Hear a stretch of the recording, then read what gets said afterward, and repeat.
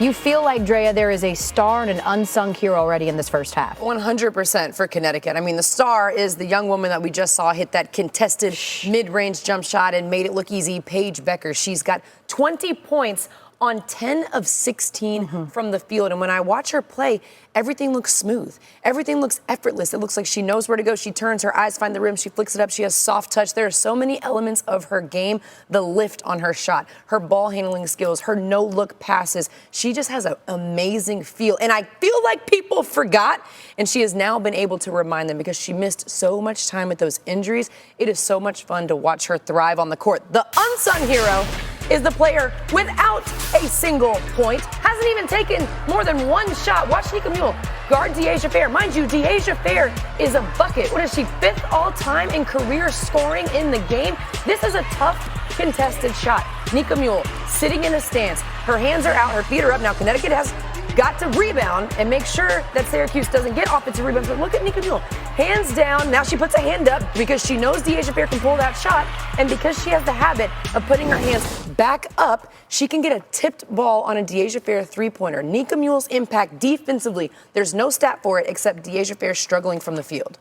And then UConn on the offensive end, they've spent a lot of time this week working on going against the zone and how to get the basketball into the sweet spot against the zone. And they did it beautifully in the first half. And what is that going to look like? Well, when you get the zone, the sweet spot against the Syracuse zone here is going to be in the middle of the floor. You've got the defenders all around.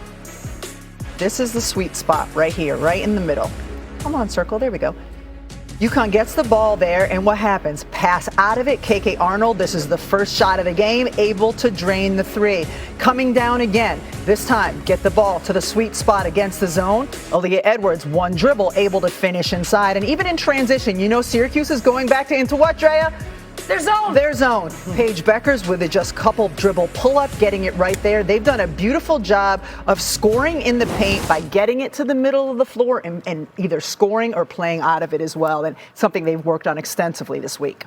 You got to feel good, though, Dre. And you mentioned this at the halftime pop, right? If you're Syracuse, because UConn has dominated, in particular that second quarter, and they're still only down 11. And this is despite the fact that De'Asia Fair, who averages 22 points per game, didn't even get her first bucket until 7 minutes left in the half. Well, and you talked about they talked about Syracuse missing their third leading scorer. It takes time to figure those things out and how you want to play as a unit when you're missing such a big piece. So I expect Syracuse to come out with a little bit more togetherness on the offensive end. They could play in that way. And De'Asia Fair, you expect her to find her stride. She hasn't been held to single digits at all this season. One time.